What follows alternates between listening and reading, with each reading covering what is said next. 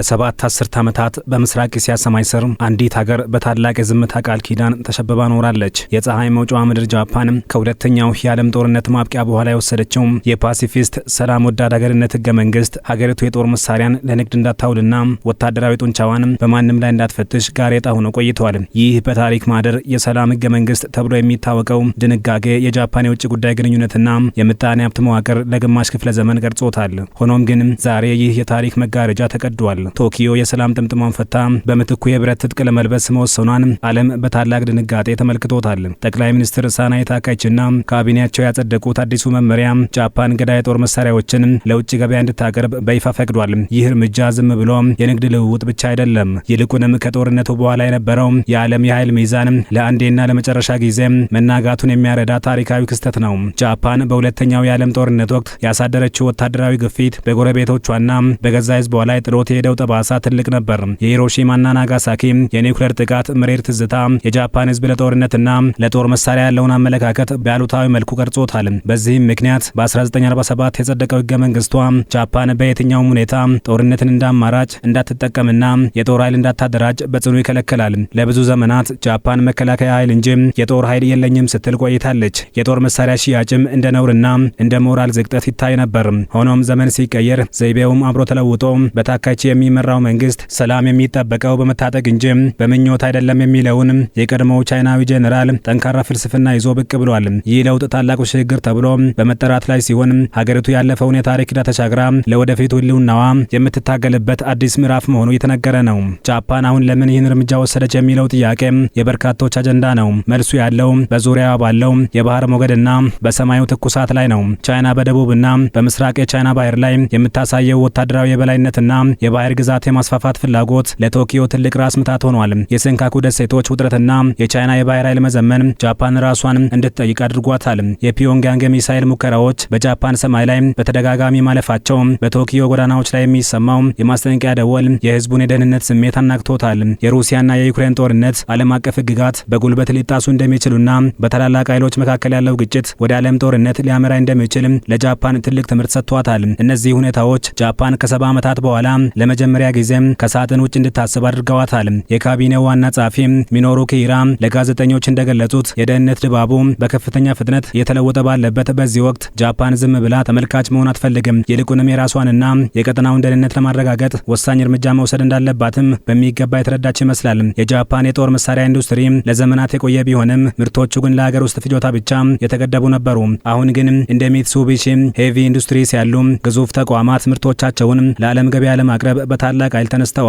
ሀገሪቱ ከእንግሊዝና ከጣሊያን ጋር ግሎባል ኮምባት ኤር ፕሮግራም በሚል ስያሜ እጅግ ዘመናዊ ጄቶችን እያመረተች ነው። እነዚህ ጄቶች በሰው ሰራሽ አስተውሎት የታገዙ በራዳር የማይታዩና ከሰው አልባ አውሮፕላኖች ጋር ተገናኝተው የሚሰሩ የጥበብ ውጤቶች ናቸው። ሞጋቢ ክላስ ፍሪጌት የተሰኘው መርከብ ቶኪዮ ከምታመርታቸው ከባድ የጦር መሳሪያዎች አንዱ ነው። እነዚህ አውዳሚ መርከቦች በቴክኖሎጂያቸው በፍጥነታቸውና በራዳር መከላከያ አቅማቸው ተወዳዳሪ እንደሌላቸው ይነገራል። የረጅም ርቀት ሚሳይሎችንና ሰው አልባ የጦር አውሮፕላኖችን በከፍተኛ ሁኔታ እያመረተች ነው። ይህ ቴክኖሎጂ ሀገሪቱ በደቡብ ምዕራባዊ ደሴቶቿ ላይ የሚሰነዘር ጥቃት በሩቁ ለመመከት ያስችላታል። እነዚህ መሳሪያዎች እስከዛሬ አሜሪካና አውሮፓ ተቆጣጥረውት ለነበረው ገበያ መቅረባቸው አዲስና ጠንካራ ተፎካካሪ ይፈጥራል። የጃፓን መሳሪያዎች በጥራታቸውና በአስተማማኝነታቸው የታወቁ በመሆናቸው የገበያ ተፈላጊነታቸው ከፍተኛ እንደሚሆን ይገመታል።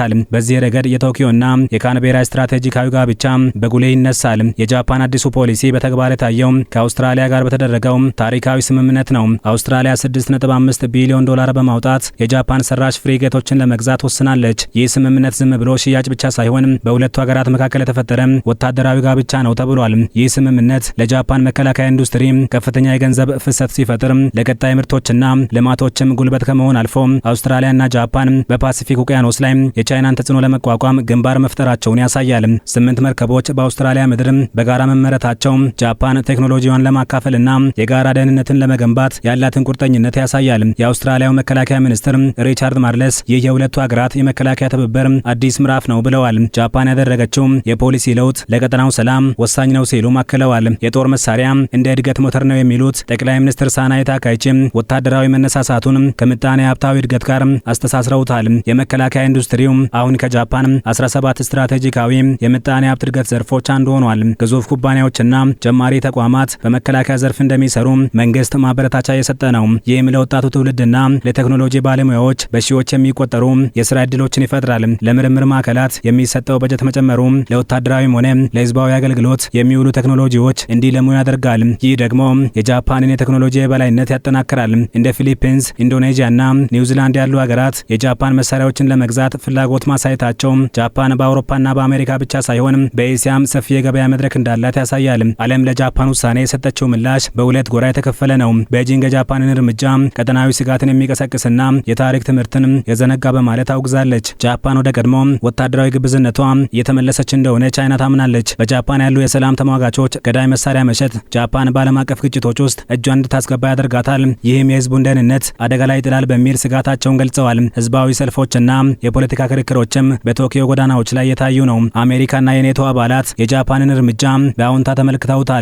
በተለይ የአሜሪካው ፕሬዝዳንት ዶናልድ ትራምፕ በአጋሮቻቸው ላይ ያላቸው አቋም በሚዋዥቅበት በዚህ ወቅት ጃፓን የራሷን የመከላከያ አቅም መገንባቷ ለምዕራባውያን ትልቅ እፎይታ ነው ሲሉ ተንታኞች ይናገራሉ። ቶኪዮ በ2026 እና ከዚያ በኋላ ዳግም የጦር መሳሪያ መታጠቋ የዓለምን ጂኦፖለቲካዊ ገጽታ ሙሉ በሙሉ ይለውጠዋል። ሀገሪቱ በቴክኖሎጂ ያላትን የበላይነት ወደ ወታደራዊ ኃይል ስትቀይረው በምስራቅ እስያ ያለው የኃይል ሚዛን አዲስ መልክ መያዙ አይቀሬ ነው የሚል መላምትም ተንታኞች ያስቀምጣሉ። ጃፓን አሁንም ቢሆን ገዳይ መሳሪያዎችን በጦርነት ላይ ላሉ ሀገራት አንሸጥም የሚለውን መሰረታዊ መመሪያ እንደጠበቀች ነው። ሆኖም ግን የጦርነት ትርጉም በራሱ አሻሚ በሆነበት በዚህ ዘመን ጃፓን የት ላይ መስመር እንደምታበጅ ወደፊት የሚታይ ይሆናል።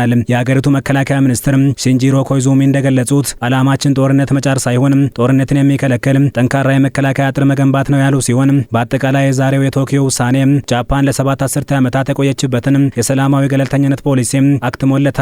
ሀገሪቱ አሁን የዓለም አቀፉ የጦር መሳሪያ ገበያ አዲስ ኃያልና ተዋናይ ሆና ብቅ ብላለች። ይህ ሽግግር ቶኪዮን በምጣኔ ሀብትም ሆነ በወታደራዊ እንቅስቃሴ ረገድ ከፍ የሚያደርጋት ቢሆንም የሚያጭርባቸው አዳዲስ ዲፕሎማሲያዊ እሳቶች ግን ቀላል አይሆኑም። ጃፓን የጠመንጃና የዲፕሎማሲውን ቋንቋ አቀናጅታ ለመናገር የጀመረችው ጉዞ ዓለማችንን ወደ ተሻለ መረጋጋት ወይስ ወደ አዲስ የታጠቁ ኃይሎች ፍልሚያ ይወስዳታል የሚለው ጥያቄ የበርካቶች ትኩረት ሆኖ ቀጥሏል።